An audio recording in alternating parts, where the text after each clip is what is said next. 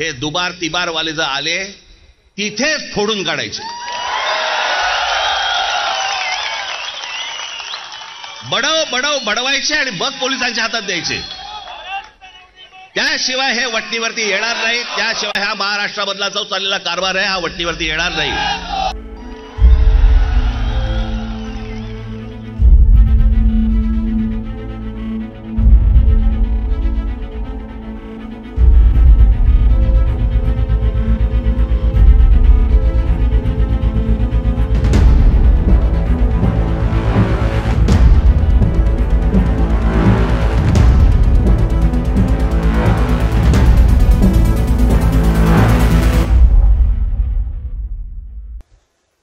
आम्ही प्रामाणिकपणाने कायदेशीर मार्ग अवलंबतो आहोतच. येत्या काही दिवसाचे सगळे पुरावे घेऊन आपण न्यायालयात जाणार आहोत. बघू न्यायालयामध्ये तरी आपल्याला न्याय मिळतो की नाही याची सुद्धा परीक्षा होईल. निवडणूक आयोग तर तिकडे लाचार झालेलाच आहे. शिवसेनेची केस तिकडे सर्वोच्च न्यायालयात 3-4 वर्ष सुरूच आहे.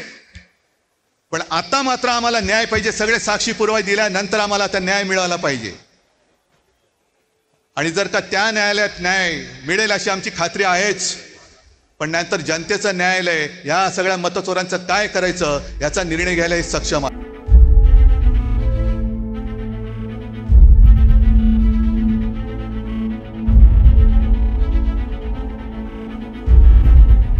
आज इन्होंने मांग की है कि मुंबई की मतदार यादियों, महाराष्ट्र की मतदार यादियों का पुनर्लोकन किया जाए.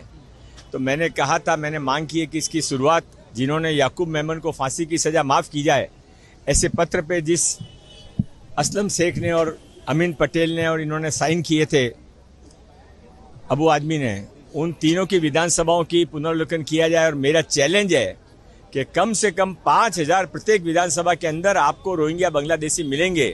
पहले ये रोहिंग्या बांग्लादेशियों को आप निकालिए, तब आपको समझ में आएगा कि उल्टा चोर कोतवाल को डांटे की कहावत किसके लिए बनी थी. यदि इसमें से ये फिगर गलत निकलता है तो मेरा ये सार्वजनिक बयान है कि सही निकलता है तो वो इसमें से रिजाइन करें, गलत निकलता है तो मैं रिजाइन करूंगा.